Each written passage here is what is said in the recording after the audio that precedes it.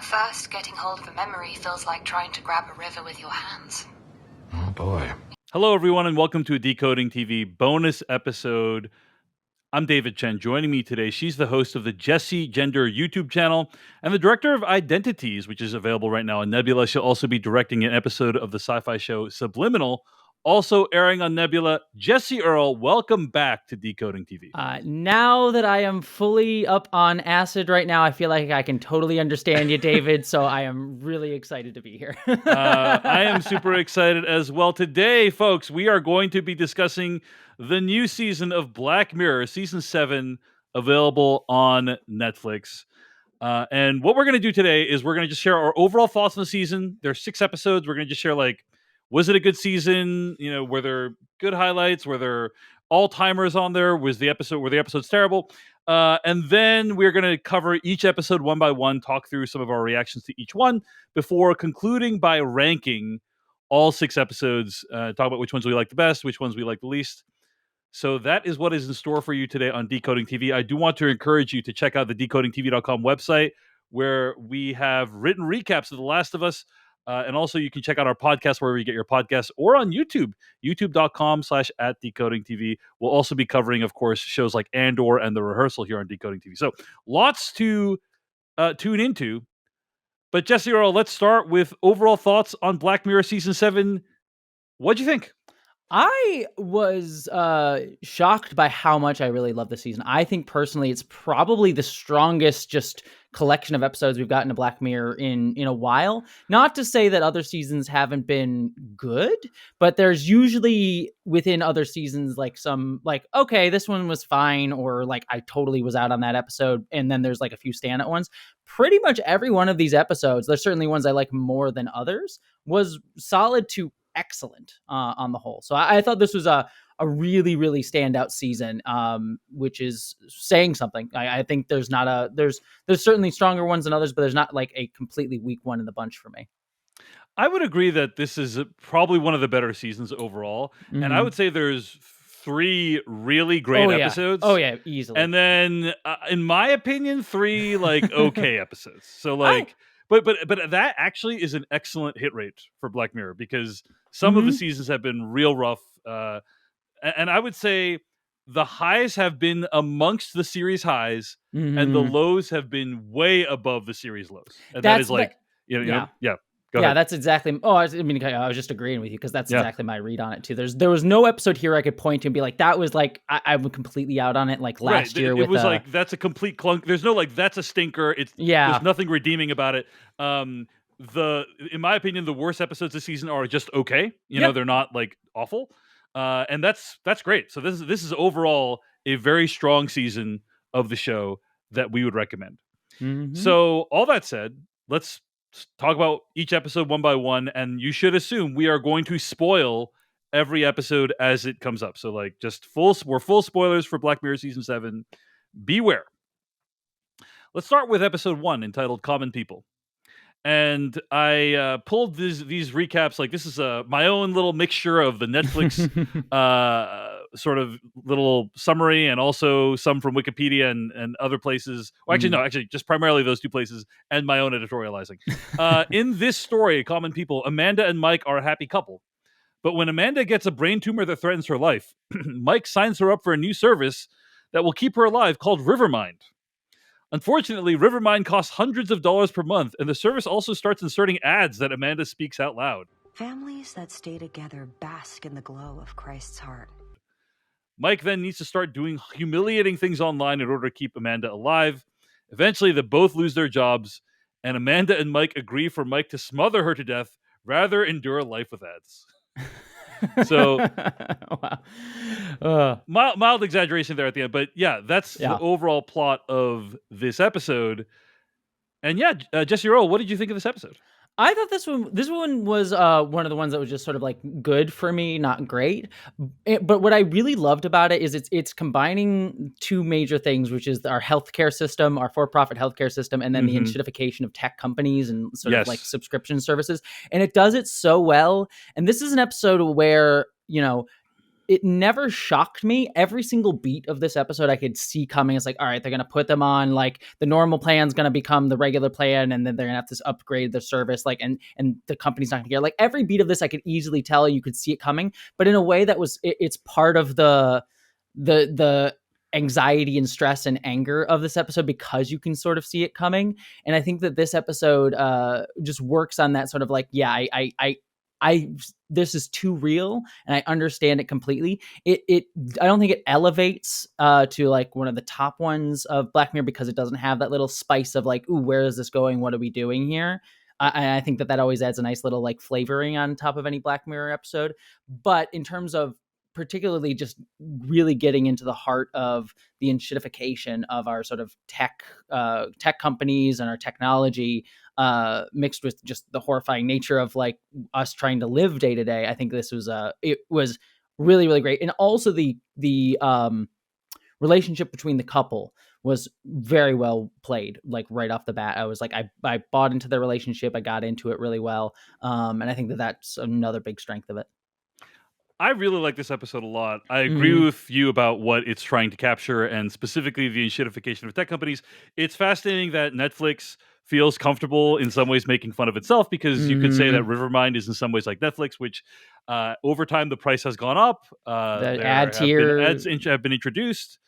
I think that the way the ads play out is very chilling, where with Rashida Jones' character just kind of saying the ad, she doesn't remember that she said the ad, and then they don't even tell her that that's a thing that's going to happen. Like, I thought that was all very insidious and well done. I think the other thing I like about this episode is just like it captures so many ideas, the ideas you said, but also like people humiliating themselves for money online. This is a thing that already happens right now.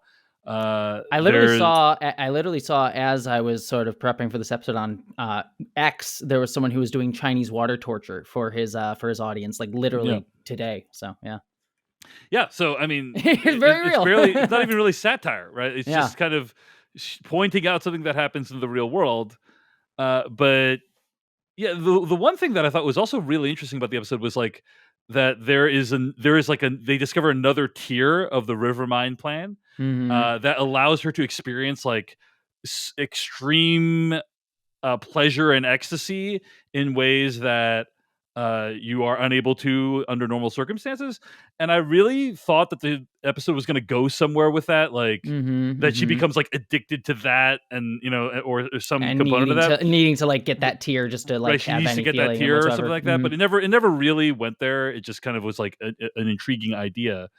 But overall, I really liked how it showed, the way these tech companies keep layering all these costs. Like in the case of this couple, ended up costing them both their jobs, and leading them with no options. And the ending is so dark. The idea of I'm going to smother you to death while you're like trying to speak an ad out loud. It's just it's just really, really upsetting. And then of course, I think the final shot of the episode is him going into his room with a box cutter, and my interpretation is that he's ready to humiliate himself for further financial gain, because that's the only way he's able to survive at this point. Yep. Was that kind of your that was my read on it too. It's such an interesting ending too, because Black Mirror has been known for darker endings over the years, and it's one of those things, given without going too deep into our current political climate right now, there's an element to me of like what value do I get necessarily out of the darker ending? I kind of been hoping for like more uplifting stuff, and that was just an interesting thing for me of like what does Black Mirror offer us when it has those sort of dark endings nowadays? And I don't think that necessarily carries through to the other episodes, but it was an interesting sort of interrogation for me of like, that sort of darker ending that Black Mirror is typically known for is something that doesn't hit as hard for me. It just sort of makes me be like, wow, that's sad and depressing, I think it's worth reflecting a little bit on the place of technology in our society as Black Mirror has gone on. I mean, it's been a long time since Black Mirror season 1, right? And when Black Mirror season 1, I think when Black Mirror season 1 came out, it emerged into, I would say, a world that was full of techno optimism, right? Where Facebook can create movements and Twitter can help people communicate, and the Arab Spring and all these things, right? Yep. There's all this mentality of like, look at how beautiful technology can be, and here you have this like Eeyore, like, isn't technology sad? Like, and what if it makes you sad sometime? And a lot of people made fun of it because of that. Now, many years later, I think the public, let's say, cynicism about technology, I think has actually caught up to Black Mirror. We have seen we've seen eras now where like a crazed billionaire has purchased one of the major like social networks in the world, and is now actively gutting the United States government. Like things like people have reason to doubt the benevolence of billionaires now, and of tech billionaires, I should say. And so I think the extremely depressing tone and final closing scenes of several of these Black Mirror episodes feel like they fit very well in line with popular attitudes about what we should feel about tech right now. And I think that's what makes it kind of interesting as an interrogation, right? Like when Black Mirror first came out, it was sort of running against the grain and feeling a bit like, okay, we're doing something subversive. Whereas now that's sort of like, all right, we're depressing and it's sad. It doesn't feel subversive. And I think that kind of goes with this whole episode. Everything here, as I was saying before, I have seen in like it's an escalation of it, given that it's tied into healthcare here. But everything that you see in this episode, I have seen already, like the same track of subscription services and streaming services and things like that going on. So none of it was particularly surprising. And so you get to that ending, it's sort of like, all right, yeah, this is the exact sort of mindset I think you're reflecting of the popular culture back to us, which is less subversive, I think, than Black Mirror typically has been in previous seasons, which is where the more uplifting episodes that Black Mirror have become more common since like San Junipero now feel surprisingly subversive in their content, which is just an interesting cultural shift as Black Mirror's gone on. And it's interesting that the show has seemingly been aware of like the need for that shift has gone on and not completely losing it. Like we get this episode is still holding on to that like original core of what Black Mirror was. But it's not letting it become like, it's not being stuck in just doing that, which is interesting. Right. This is not the tone of every episode of the show, and I really appreciate that. Shout out to Tracy Ellis Ross in this episode. I just thought her performance, she's just completely unfazed by all of the complaints that Chris O'Dowd and Rashida Jones have during the episode, and it felt very like in keeping with this persona of chipper tech person who's, hey, no matter how bad the service is getting, I'm still going to put a smile on it, and I like that a lot. So anyway. And it also takes to the dehumanization too, right? Of corporations. Like she is able to turn off, I think she's at one point like turns off her emotions or turns down her emotions or turns up her emotions when she's talking to our main couple. And so it's sort of like, when she is acting as the corporation, she herself just turns off her humanity and is able to sort of able to soothe herself after the fact. And she's a victim too, in a weird way, of this same system, as we sort of see, like she's used this technology. Certainly she's benefiting from it more from working at the company, but really she is acting more as the dehumanized face of the system rather than a human being when she's engaging, which is an interesting commentary. Totally. Yeah. Any other thoughts on common people before we move on? No. All right. I do want to shout out some Easter eggs. I'm going to try to do this for every one of these. This is not exhaustive. You don't need to email in to decodingtv@gmail.com and let me know. I already know all the Easter eggs. You should just yell it, David. It'll be perfect. Yeah. This is not going to be all of them. Don't worry. I am familiar with more of them than I'm going to mention, but I don't want this to just be all Easter eggs. But a couple things that I really appreciated. Amanda teaches her class about autonomous bees. This is a key plot point in the episode entitled "Hated in the Nation" that features these creatures.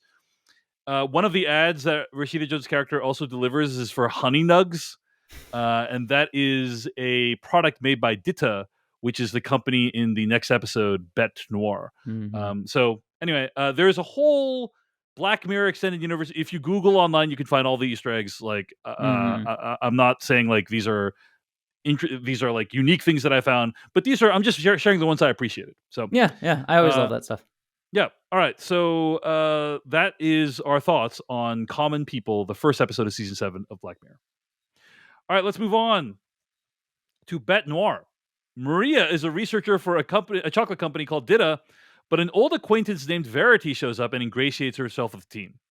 Maria starts experiencing the Mandela effect in various ways, and we eventually learn that Verity is behind it all. She's built a quantum computer where she can use a pendant that can shift Verity and Maria into dimensions where whatever Verity says is actually real. But Maria ends up killing Verity, seizing control of the pendant, and becoming Empress of the universe. All right, Jessie Earl, what did you think of Bête Noire, the second episode of season 7 of Black Mirror? This one was a lot of fun, especially towards the end. Once we get into the latter half of this episode, I was like, I am having a lot of fun with this concept, and it is really cool to just see her being slowly kind of gaslit through the Mandela effect. And even, I think I sent it to you when we were talking about this. The show gaslights you a little bit as well with different versions. Yeah. So to be clear, what Jessie is talking about is that different people watched different versions of the episode where the spelling of Barney's was different depending on which version of the episode you saw. Yeah, which is interesting because I went back to check when I was watching the episode because I didn't even know that they did that. I was like, did they have a change? My version was the one where it was different. So I was like, okay, which is interesting. But yeah, I think it was a lot of fun, especially through the latter half. I did struggle with it towards the first half because I saw where it was ultimately going, which was the sort of Verity was trying to get revenge on the main character for having created the rumor, and it's a very standard sort of like, oh, I'm going to get revenge for some childhood trauma thing, and it made me kind of struggle with the main character for the initial half because I'm like, I got where it was going already, and there's so many repeated beats of her just being like, I think she's a little weird. She seems a little weird, and I kept being like, why are you being such a jerk to her? Like, I know ultimately in the day the reveal is Verity is being a vindictive asshole, but it just was so much of that beat repeated that I struggled with the first half of it. But when we got into the latter half, we actually got into the fun of playing with this technology and what she can do. I think that ultimately made me come around into really enjoying this, and ultimately made me wish that the show kind of had a bit more time to play with that and maybe even more budget to go even bigger with some of the ideas that it does. But ultimately, I thought this was again, not fantastic. It's not one of the great episodes of the season, but this was a solid and fun premise. This is one of my least favorite episodes of the season. However, what I really like about it is a really vivid demonstration of the concept of gaslighting. Right? It is basically like, here's what gaslighting feels like to someone. And there's some real value in, like, how can we use science fiction to depict what gaslighting feels like? And that's kind of a cool idea that I think the episode was able to pull off. I was fine with the first half of the episode. You know, like I didn't have like a difference in like how I felt about the first half compared to the second half. I think that what I really appreciated about it is the stuff that that Maria thinks is true, but then turns out to not be true.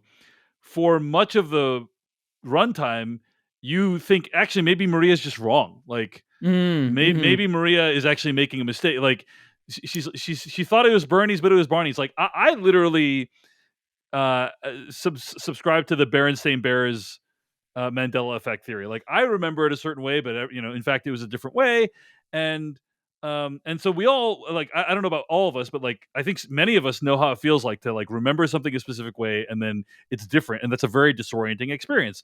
And the episode kind of ramps up with starting with, a small thing like what's on the cap, and then what's in an email, and did she write the email, and then I really love when it gets to this moment that just goes haywire when she says, "I have a nut allergy." Yes, I could not have drank. I could not have drank the milk. A nut allergy. What? Nut allergy? And then everyone's like, "What's a nut allergy?" Like she's in a universe where there's no such thing as a nut allergy. Allergy. Why are you saying that? Yeah, why do you keep saying nut allergy? That's not. You're saying nonsense. I don't know what the word nut allergy means. And that was just such a brilliant, disorienting moment, because that's the moment when you as the viewer cross over from like understanding. Oh, it's not just in Maria's head. There's clearly something very wrong here, and I did enjoy that moment as well. And then the ending is fine. Like Okay, she figures out it's a quantum computer that's shifting them into different dimensions, and okay. But as you said, it doesn't really do anything else with that premise. It's just like, exactly. Yep, this is the reveal. That's what it was, and then the episode's over. So it's like, okay. Well, it's an interesting, especially that technology is so powerful. It would have been interesting to see them do more with it, but I also feel like if you go too far with it, that could just escalate your budget ridiculously. Yeah. Well, she has this world-altering technology, and literally she got so bored that the last thing she wanted to do was take revenge on all the people that have wronged her. Very kind of old boy style of like hanging on to this hatred and letting it control you and do outlandish things. I appreciated the lengths to which she was willing to go to extract this revenge. Anyway, go ahead, Jesse. Yeah, no, I was just agreeing. It is interesting because I do appreciate the gaslighting aspect of it. I think for me, what was hard for the first half of the episode is just the repeated beat with the main character, because there was just an element of me that was frustrating just to see the repeated beat of her just kind of pointing at Verity and being like, there's something off about her. There's something off about her. And you can, I clearly knew where it was going of, obviously she feels a sense of guilt. And so it just came across as like, she's being an asshole. And so I love the gaslighting aspect of it and that sort of creeping tension of the episode. I just wish there'd been some way to escalate the character a little bit more, because she just keeps on repeating that same beat that kind of made me frustrated with her a little bit in terms of just the, even beyond the gaslighting element of it, it just feels like she had no willingness to try to self-analyze or reach out to Verity, because before the point where we realize what's going on, she's just being a jerk to Verity the entire time. And so I just struggled with her character for a significant amount of the first half of the episode. Right. That's fair. Yeah. Only other thing I want to mention in terms of Easter eggs for this one is that the name Barney's, like the restaurant, has appeared in multiple other episodes of Black Mirror, including White Christmas and Joan is Awful. So that's one of a few components that appear in other episodes of the show. Any other thoughts on Bête Noire, the second episode of Black Mirror? All right, let's move on. Let's talk about Hotel Reverie, the third episode of season 7 of Black Mirror. Jessie Earl, what do you think of the episode overall? I adored this episode. This was, I think, one of the three that I think we hadn't talked about this beforehand. I have a guess at which three we both really love. This was one of the three that I thought was... This was not one of my three, by the way. Really? Interesting. Interesting. Yeah. I assumed it would have been. I adored this one. I thought this was a really beautiful story of kind of, the initial idea. It's very much handling the idea of AI. And so we get this story surrounding like, oh, we're going to take an old movie, put a new actor into it. And I love the way that we get a lot of the tech people sort of like talking about exposition and like storytelling is very functional. Is like, all right, exposition delivered. It's just you're hitting all these technical beats. And the story that we actually get, that's as things break down, is this woman whose queerness had been erased in history as an actor, getting to actually have a second chance to express that queerness. And it's such a great depiction of how queer people throughout history, especially within the era of like the 1920s to 70s, 80s in Hollywood during like the Hays Code era. I think the Hays Code ended around like the 60s or so, but like they weren't allowed to express it or show it, even though there was a lot of like coded ways that people were able to get it across in some ways, in some subversive ways. And I think there was just this interesting thing of like this conversation about reclaiming queerness, how art has been commodified today and how that sort of reflects that same era of how we flatten people's ability to be artists within the Hollywood system, and mirroring that conversation with AI and just like tech bro culture that has sort of invaded Hollywood and art of like, all right, just like we page 15, you have the inciting incident and you just go through this formula instead of actually trying to figure out human emotions with art. So I thought this is just a really wonderful conversation across all of those things. And in particular, just for me as a queer person, I think it was just a really interesting reclaiming and beautiful reclaiming of queer history that it's been erased from Hollywood. And then the ending too, it has that kind of interesting melancholy of we don't actually get to necessarily always fix that history, but we can still try to find a connection to it and reclaim it and draw from it at the end. I think there was just so many wonderful pieces of this that I think just caught that experience very well. I mean, I love hearing you talk about it, Jesse. But I think the primary thing is I just never really bought Issa Rae's character as being in that movie. That's the real problem. Is like that movie. Everyone in the movie speaks with either like a British accent or a transatlantic accent, and her acting style just seemingly there was no effort for her maid to try to like adjust to that style, and maybe that's what they were going for, right? But I just never bought it, and that was my main issue. Now, having said all that, I was quite moved by the end. Like the relationship between the two of them really did get to me, and in particular, the ending is a very nice touch. Let me talk about what actually happens in this episode, and then like we can talk more about your thoughts on it. But in Hotel Reverie, a company named Redream wants to remake classic films using present day stars, and they find a willing participant in a celebrity actor named Brandy Friday, played by Issa Rae. They immerse themselves in a film called Hotel Reverie, but when the simulation goes wrong, Brandy must figure out how to get to the end of the movie in order to survive. While in the simulation, Brandy falls in love with one of the actors in the film, Dorothy Chambers. The two have a relationship. Eventually, they're able to reset the movie, but Dorothy's memories are gone. And as the episode ends, Redream sends Brandy a phone to speak with an AI version of Dorothy. So that's kind of what happens in the episode. And you were about to respond to something I said, right? Well, no, it's interesting you bring up like you don't buy her in the movie, because I think there's an interesting commentary on that. There's that point, I think, when she first pops in where she says something along the lines of like, they're just going to read me as a black woman in this like this very like racist era of history.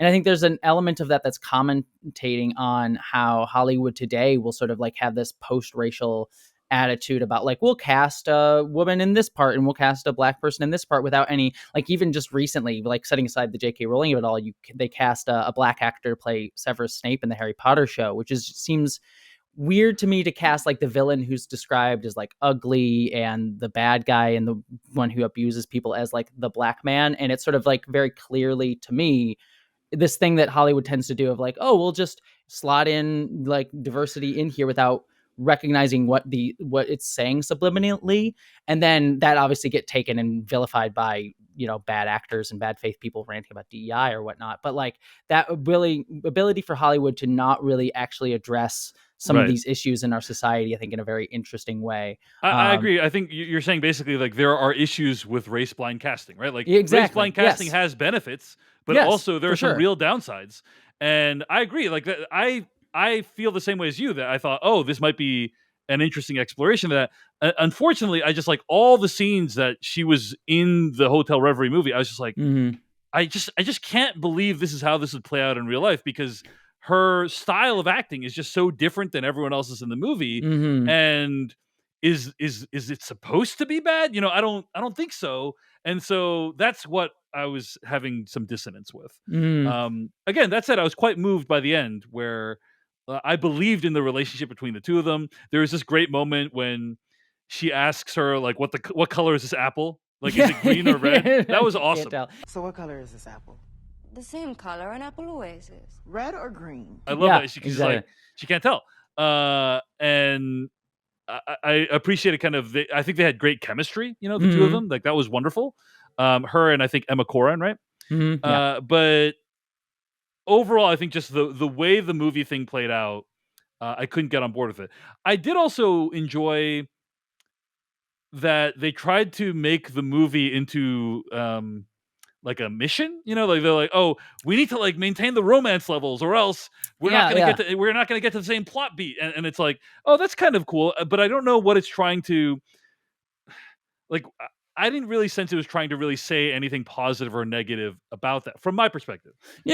Because I think you could read that as this is a scathing commentary on the commodification of movies and how we've broken down movies into their component parts. But I didn't really feel like the movie was critiquing that, really, or the episode was critiquing that. What did you think about that part of the episode? I think it's meant to be that. I don't think it leans too harshly into it. It's meant to be a critique of it, you think? Yeah, I think it is meant to be a critique of it. I think, because it reminds me a lot of like Disney remakes as well. Like we just got the Snow White movie that kind of failed at the box office for whatever, numerous different reasons. And it's the same sort of thing here, where we're getting a work where it was just like we're just going through the rhythms of something that worked before, and so we're just like, we have to hit this plot beat, and not actually doing anything new with it. And we see at the end of the episode that this movie actually was wildly successful, but it's almost implied that the reason it's successful is because of the differences that it made, and in a way that felt like it was revealing something true from the actors within it. Like there was actually something earnest that they were bringing forth, rather than it just being a function. So I don't think the episode is intending it to be like on the nose, like, hey, this thing is bad. But I think there's that subtle critique of, part of the reason that this works is because there's something new and different and earnest here, as opposed to just going through the rhythms of just recreating things that we've already seen.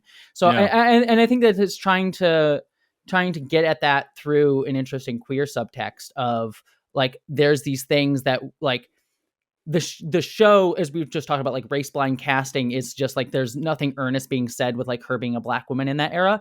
Yet part of the reason that this seems to do well is because there is something being said about the way queerness has been, people have to sort of hide their queerness, and what that pain that comes across when people don't get to live as queer people. Like the Hays Code often led to LGBTQ people having to be killed at the end, which is what happens here. And you feel that pain in a way that we wouldn't necessarily have been able to make explicit before.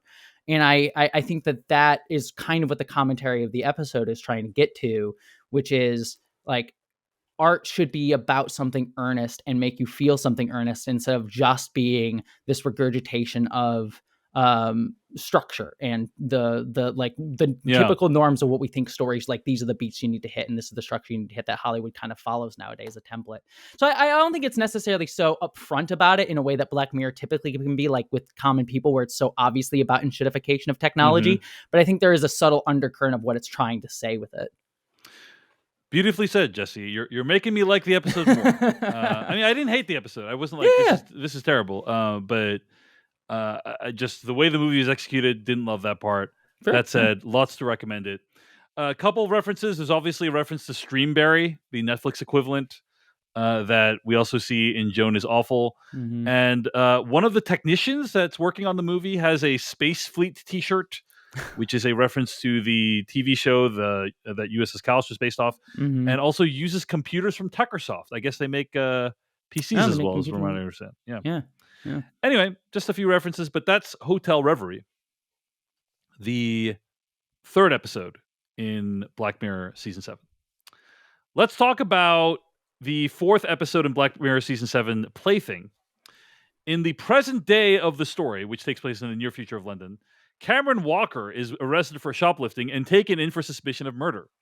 He recounts his past to detectives, in which he interviewed Colin Rittman, played by Will Poulter, playing the same character as he was in the Netflix/Black Mirror special Bandersnatch. And then he stole a game called Thronglets, which features self-aware digital creatures. Over time, Cameron helps the Thronglets to improve their tech in order that they may take over the world and build a better human society. What did you think of Plaything, Jessie Earl? On its surface, this is everything that I love. Like Peter Capaldi, I adore technology becoming sentient and sort of playing with like digital lives are real elements.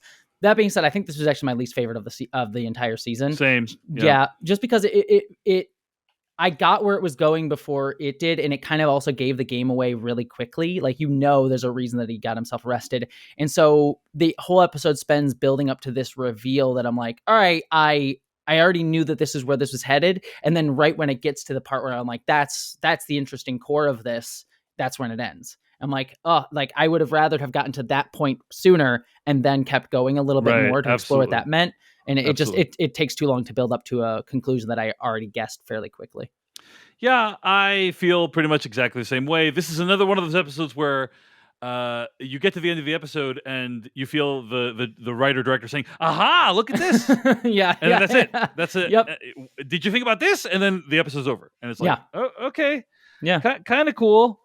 Kind of well done. It's always nice to see Peter Capaldi in stuff, you know, but in the worst wig ever, though, I will say. yeah. But I do love Peter Capaldi. Yeah, he's great. Yeah, I don't even really know what to say about this. I mean, so much of Black Mirror in recent years has focused on what are the rights that we give to digital creatures, basically. And that's a heavy focus in this season. But yeah, I don't really. This is definitely my least favorite episode. Not much to recommend it. Like, and there's also some weird stuff in it, like the whole like lump thing. His drug dealer lump. I thought that was like building up to something. No, I don't think it ever goes. I don't think it ever goes anywhere. Just right? ultimately that he tortures the creatures, which again is like an obvious like beat that I saw coming up. Right. But I thought there was going to be like, who is this guy? Like, what's his actual name? Oh, I'm telling you, it's just a guy named Lump. Like, and he's like, he describes him as he was just some guy who saw a soft person and took advantage. And it's like, I thought there was some big buildup of like, Lump is the person in charge of the whole thing, or something. Yeah. But there is no twist in that regard that I could tell. And it's interesting too because it kind of brushes up against some interesting ideas that I would have liked, because there's even an allusion. I'm blanking on his name, but Will Poulter's character from Bandersnatch. There's an allusion later on in the episode. Colin Rittman is Colin Rittman, yeah. They allude at some point that he had a second breakdown, presumably being like, oh, he had a second breakdown after, like, the first breakdown he had is presumed to be the Bandersnatch episode, and then he probably had a second one. And there's a line that's an offhanded line of like he was ranting about a basilisk, which is an allusion clearly to Rocco's basilisk? Rocco's basilisk, the thought experiment, which short version, I'll try and explain it short version. Sorry, this is going to get everyone in danger now because of course how this thought experiment works. I'm sorry, everyone. Going to put you all in danger. But the basic idea is, if there is an AI basilisk in the future that makes this deal of like, if you help me come about, I will give you like heaven on earth. I'll treat you very well. But if you don't, I will torture you for eternity. So now by being aware that Rocco's basilisk potentially exists, you now in the present have to work to make it come about, or else you will be tortured for all eternity.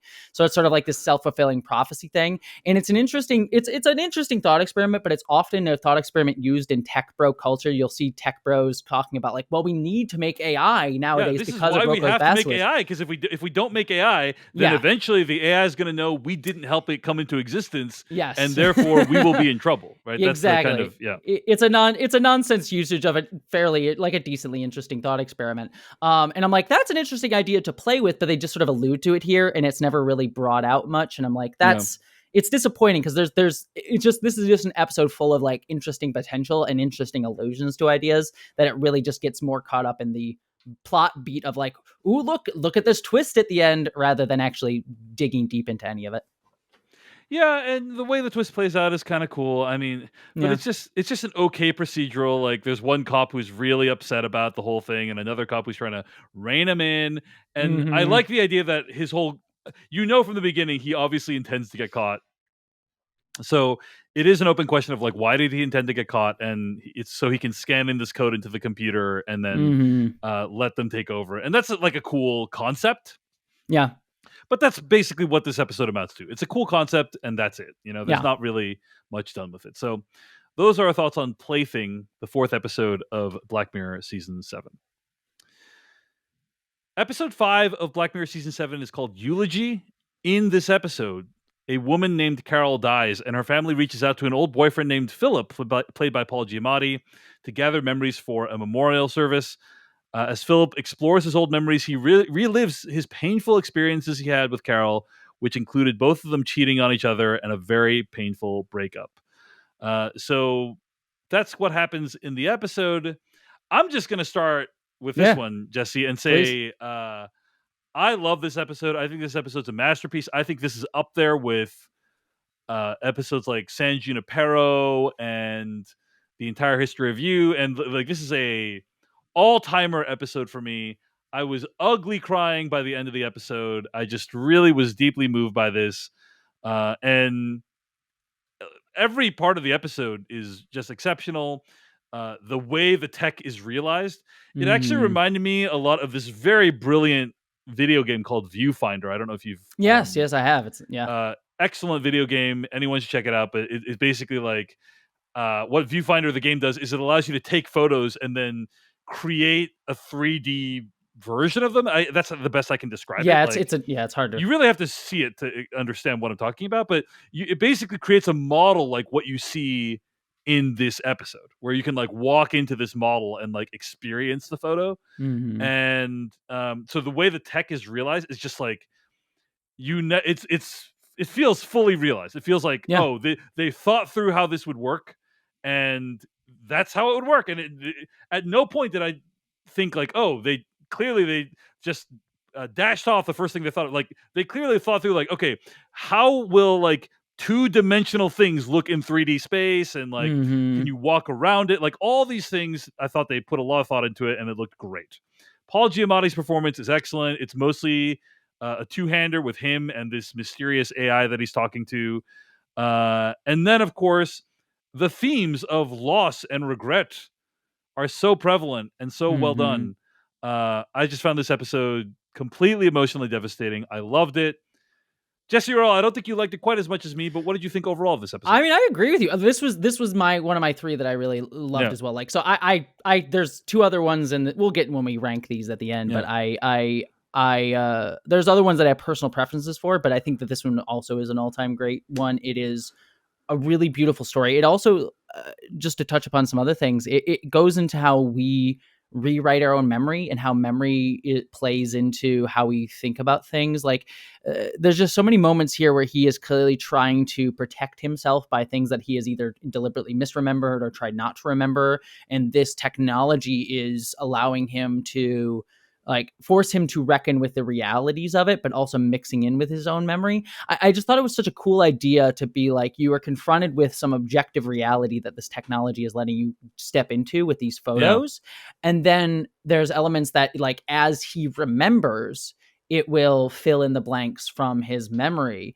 And, you know, the episode kind of touches upon too about like how his memory is different than what the photos are. There's like that really great moment where the AI that he's talking to, she points out from my perspective, she's trying to lean away in that photo from this guy that she's hitting on. He was sort of blaming her for like sitting with this guy and feeling like, she was like cheating on him or hitting on someone else in front of him. And she's like, that's not how I see it. She's leaning back, like his breath smells.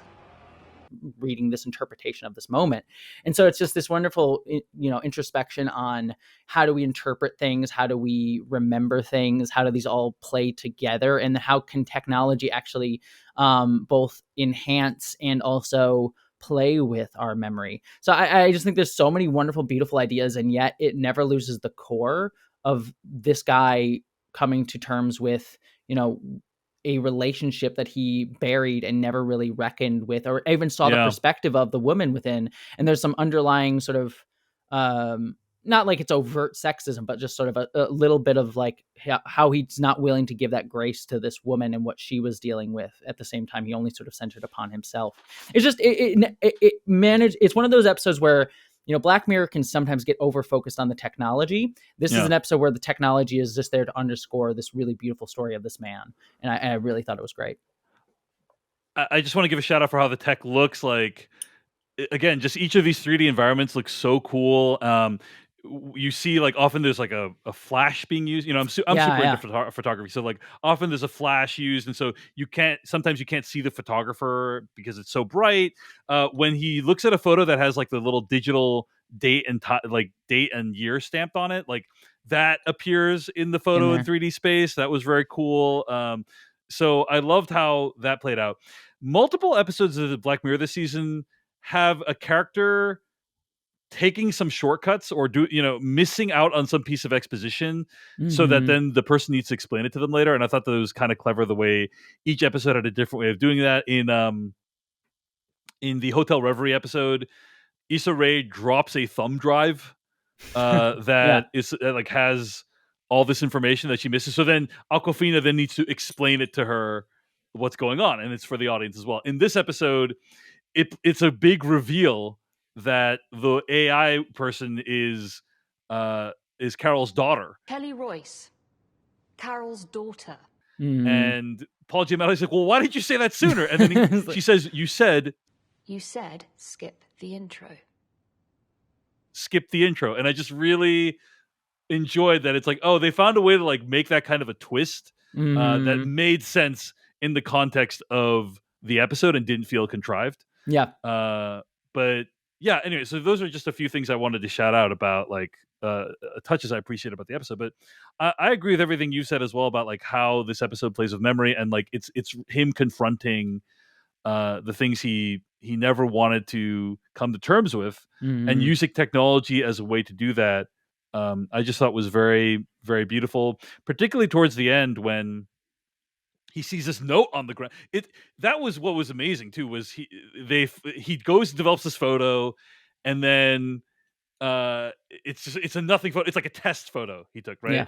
And it's just like shows some shit on the ground, and there's a lovely build up to it because you're like, oh, this is finally gonna have her face. Like we're finally gonna see her face, but no, it's just a bunch of random shit on the ground. And then then he goes into the photo and it reveals like stuff. Like it reveals that, hey, there was this note that was written for him on the ground. Oh, that broke my heart when he tries to like get at the note and he can't physically pick it up, and it's heartbreaking. And then of course he finds it among his stuff later and then reads a note that, had he read it sooner, would have changed the course of his life, and if he had maybe it would have changed the course of his life. Like, I mean, we don't know, but I think what is clear is he wasn't patient and kind in this very critical moment for them, right? Like that's what was clear. And I thought the ending was so artful too, when he finally sees her face in the memory for the first time, and it's intercut with the funeral scene of her playing cello, because it's basically like, I love that was how I provided closure, because it's essentially saying, hey, this interaction didn't just end with this AI conversation. Like he also went to the memorial and then like made peace with her family, presumably, and himself about what happened. And it's just done in montage. There's no like exposition. So I just thought it was so beautiful, the whole episode, and just brilliant all around. So yeah, can't say enough great things about it. Jessie Earl, any other thoughts? No, I think it's just the only other thing I put out there is this is one of those episodes, kind of the converse of what we're talking about with Common People, where this is an episode where technology is kind of used in a hopeful way, which feels subversive nowadays. So I think that's a really beautiful thing. The big thing in this episode, obviously, is this device that's placed on the temple. I think it's also similar to the one in USS Calister. Yeah. It's also similar to the one used in the entire history of You. The idea is you can use it to re-experience memories. So anyway, Eulogy. It's the 5th episode of Black Mirror Season 7. Let's talk about episode 6 of Season 7 of Black Mirror, USS Calister Into Infinity. I love that they chose Into Infinity as the subtitle, which because it's like kind of like an Into Darkness reference, which I think is like one of the worst Star Trek movies. Yeah, I very much agree. But they're like, we're gonna redeem the Into subtitle with this episode. In USS Calister Into Infinity, the digital clones in the crew from the USS Calister season 4 episode 1 live on. Most of them anyway. They're barely surviving in the MMORPG game Infinity. They're robbing players just to get credits and trying to evade capture by people who are maintaining the game. They dream of getting their own server space where they can live in peace. In the real world, Nan, Kristen Milioti's character, figures out that her clones are inside the game, decides to help her digital clone and their colleagues get out of there. Eventually, they're able to locate another version of James Walton, the CEO of the company played by Jimmy Simpson.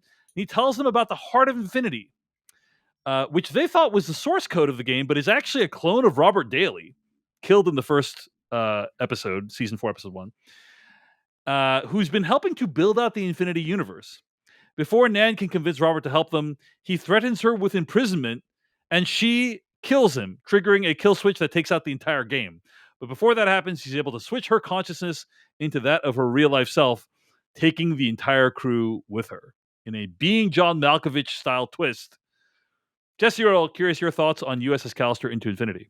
This one, I mean, everyone who knows me knows I'm a huge Trekkie, so like right on its face, this already has a step up for me. Yeah. But this felt like, even beyond the ideas in this episode felt like just a straight up movie. Like if I had gone into a movie theater, sat down and watched this, I would have been like one of the best Star Trek movies I've seen in a while. Like it had that like level of stakes and grand adventure that I really love. But what I really more adore about it is it's a great evolution of that first episode, which is exploring further the themes of exploitation.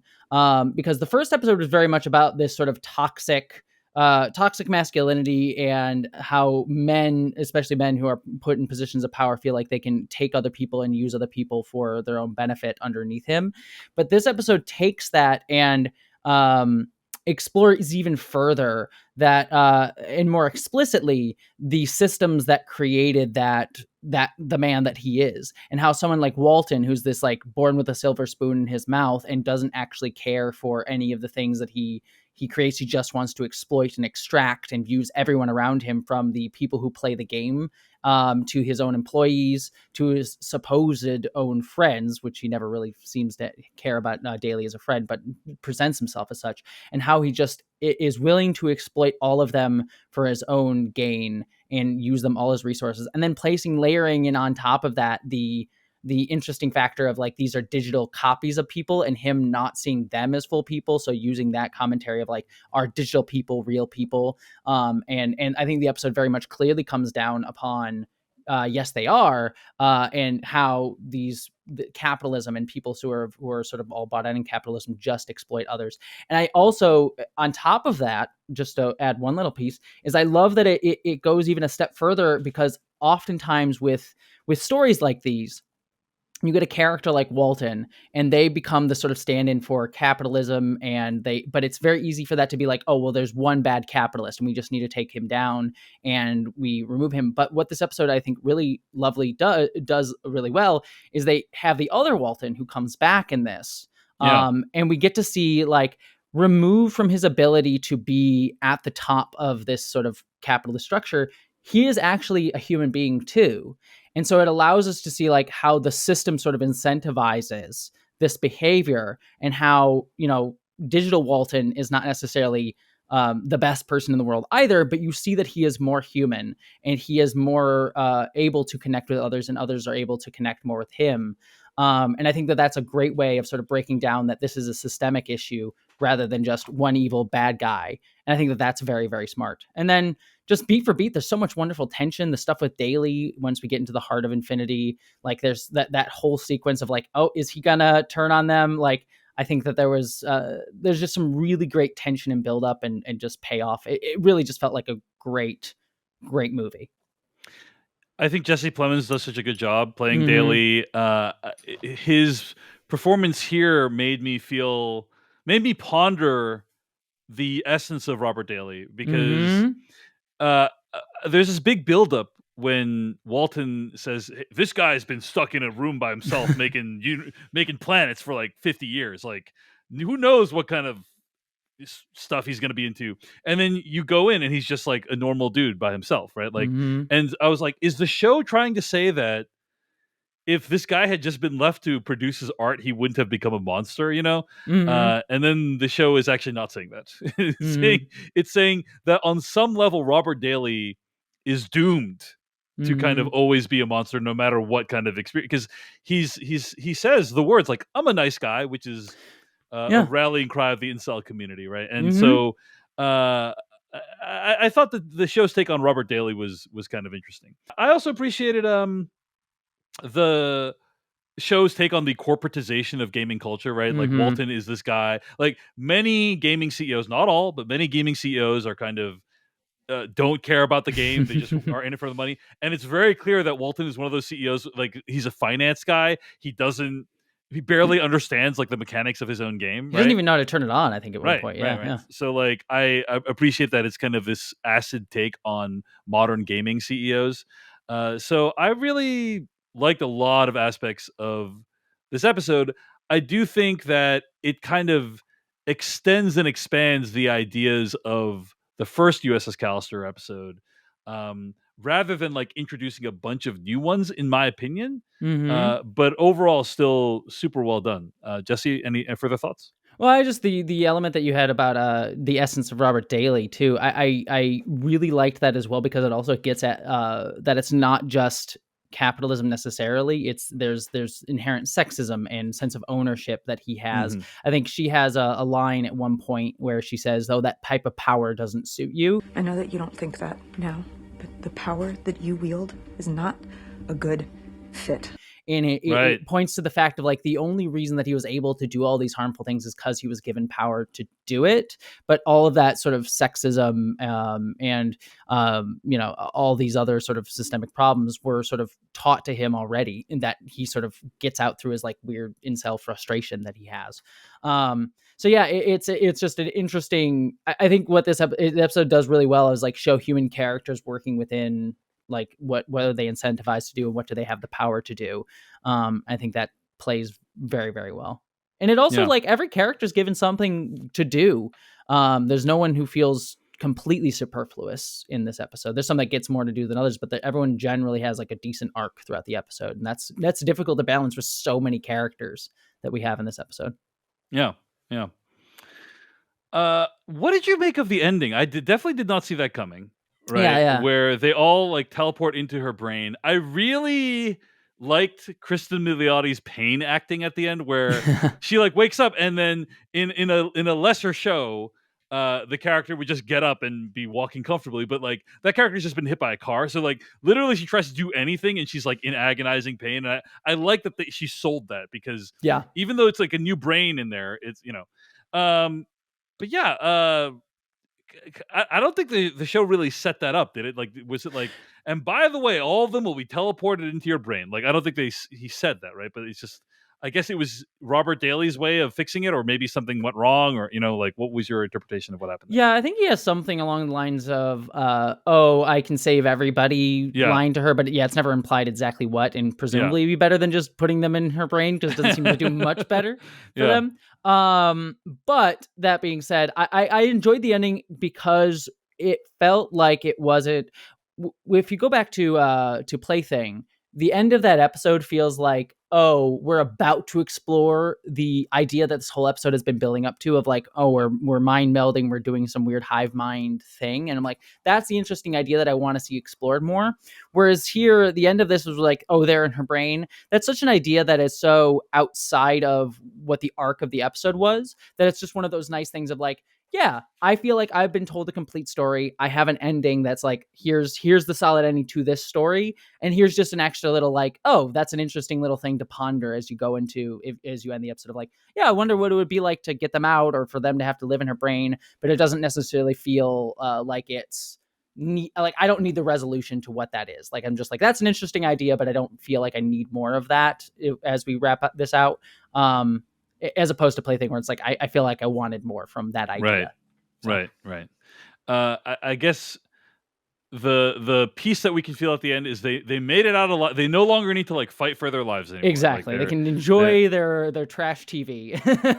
They can enjoy the trash TV together. But anyway, anything else about this episode? I thought the way that the fights played out in the video game were really cool, and people like disappearing into a million bits.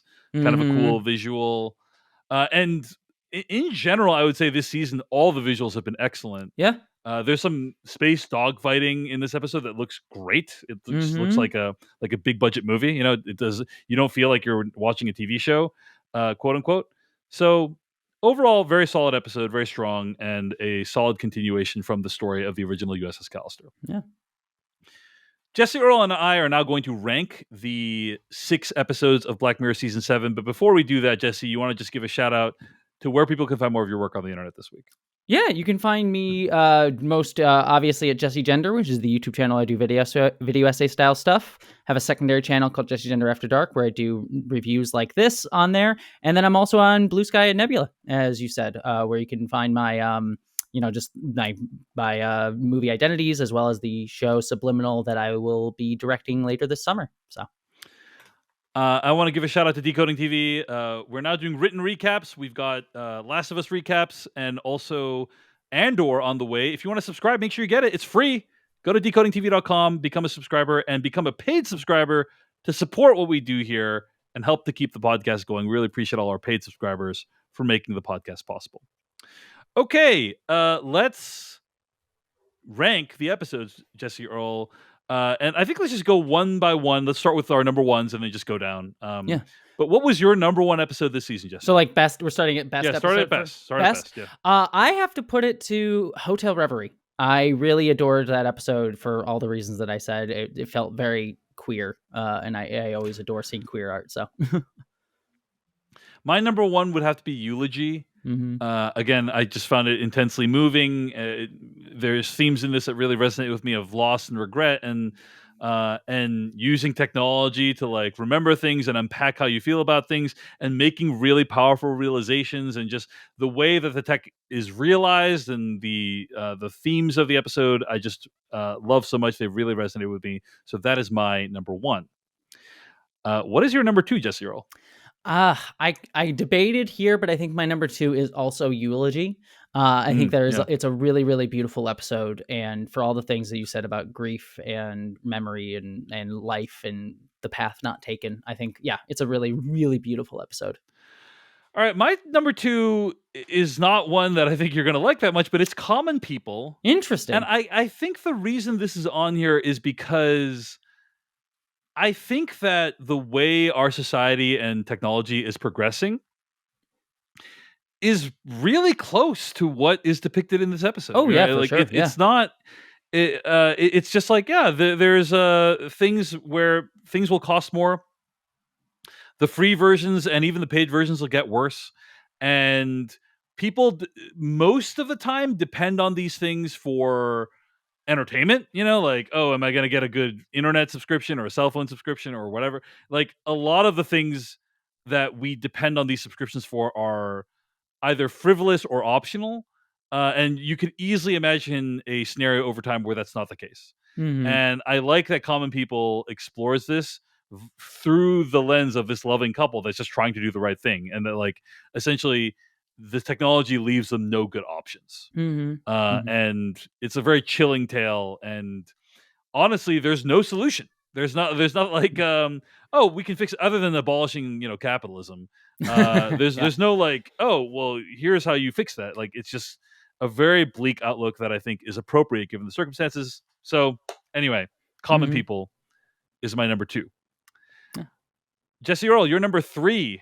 My number three is USS Calister Into Infinity. This is my same by the way. Same. That's also my number three. Yeah. Go ahead.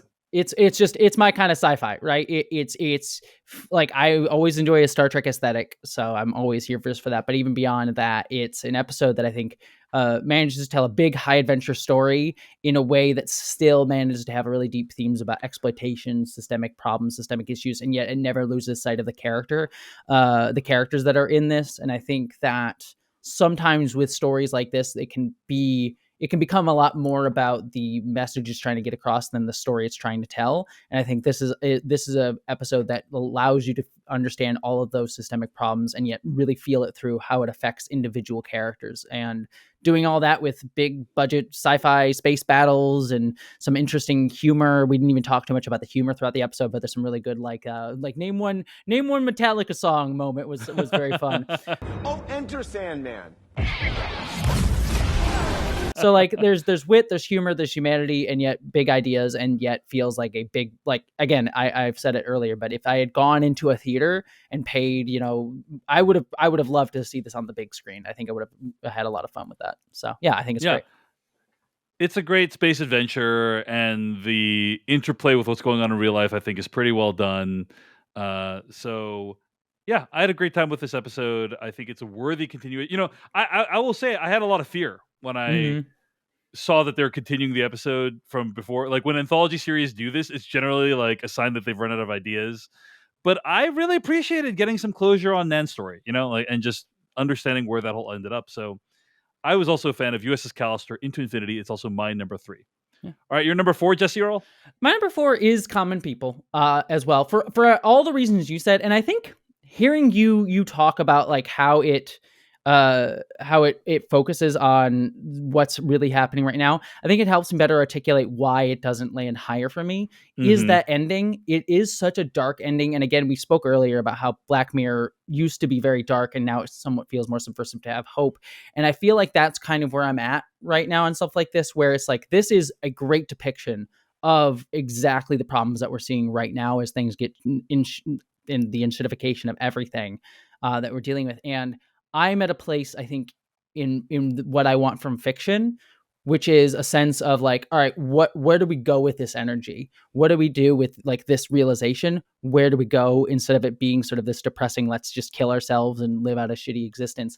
Like I not that I don't think that there's value in that sort of story. There clearly was back when Black Mirror started, but I think this doesn't land higher for me for specifically that reason of like what I am looking for in my fiction right now is I want that sense of like, all right, where do I go with this energy? And I think a lot of people are feeling that in many directions right now. So I think that's why it's a little lower for me, even though I agree with you 100%. This is such a great encapsulation of what we're all dealing with at the moment. Yeah. You're looking for something that activates you a little more rather than exactly. Yeah. And so that's and to be very clear, that's a personal preference. Like that's not necessarily anything wrong with the episode. It's allowed to have that ending. I don't think it's wrong for doing so, but I think that's why personally it didn't hit for me as hard. All right. We're on our number 4s, right? So my number 4 is Hotel Reverie, which I really liked in some respects, and particularly the relationship between Issa Rae and Emma Corrin I thought was very powerful, and the ending, it's one of the more beautiful Black Mirror endings. It reminds me of that remember that one where Donald Gleason is the robot or whatever, you know what I'm saying? Oh, that's way back in like episode or season 1 season or 2, I think. Yeah.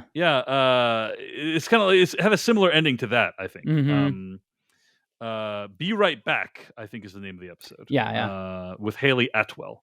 Yeah. And it kind of a similar ending to that one, but both endings I think are quite beautiful and well done. And but anyway, it's primarily for the reason that we discussed earlier. I didn't really buy the movie that they were making. Yeah, and that was the problem I had. So anyway, something that you just reminded me of too. I'll just play this briefly because I've already spoken about it. But like, I think also the other reason this is so high for me is it's a reclaiming of that queer history. I've been doing a lot of research, especially in light of again political stuff going on, of how queer history has been erased throughout so much history. And this is a nice episode that sort of like says, no, queer people are always here. We just didn't see them, and we're going to reclaim that. And I think that is a really powerful thing that I personally need to see. So that's also, I think, why I resonate with this episode on that front. So beautifully said. Yeah. All right. Our 5th place. My 5th place was Bête Noire.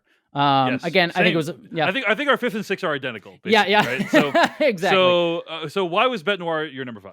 I think it's just kind of what we were saying. It's like it's a fun concept. I enjoyed a lot of it. The gaslighting element was really powerful, but I struggled a little bit with the character. And there's a part of me that's like, man, this is such a cool concept. I wish they had the budget to go real wild with it, which they aren't completely able to do. So really liked it. I think it was a very solid episode, but there's just a couple things I'm like, I wish you had been able to do a little bit more here. So. Same. Again, I think there is value in an episode that. What if you could use science fiction to gaslight someone? That's what this episode does. Yeah, and it's cool that the episode goes there, and then that's it. That's all it does, right? And it doesn't really do that much more than that. So it has some value. It's not like it's a terrible episode or anything, but it doesn't really do that much of the idea.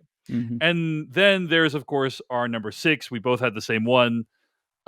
Which is Plaything, which is just, I don't think really explores anything new that the show hasn't already covered, and the execution is decent, but there's nothing really special here to recommend this one, unfortunately. Right? Yeah, so, I'm right there with you. Nothing much more to say.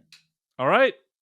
There's a season of Black Mirror that's been aired and that has been reviewed here on Decoding TV.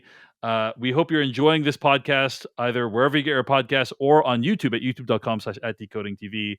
And I want to give a big shout out to Jessie Earl, who has joined me for this chat. Jessie, it's been such a fascinating conversation, and I appreciate you taking the time to discuss it. It's always great to talk with you. Hey everyone, David Chen here. Thank you so much for watching that video from Decoding TV. If you want to get an audio version of the show, all you got to do is go to podcast.decodingtv.com.